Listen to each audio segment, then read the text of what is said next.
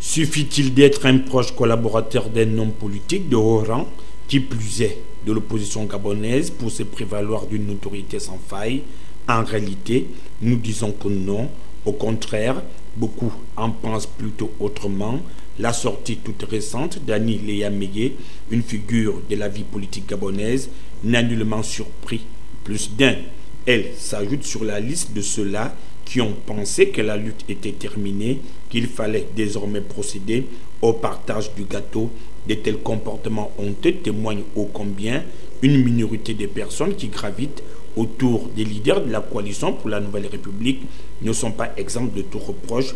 Tous aspirent d'ailleurs à une opulence de vie le jour où les choses pourraient véritablement bouger, en lieu et place du peuple qui, depuis près d'un demi-siècle, croupit dans la misère tout en tirant le diable par la queue. Les exemples ne manquent pas. René de Mezobian, Esther Londo et bien d'autres ont emprunté avant ce chemin sans véritablement avoir gain de cause. Nous avons coutume de dire ceci: dis-moi qui tu fréquentes, je te dirai qui tu es.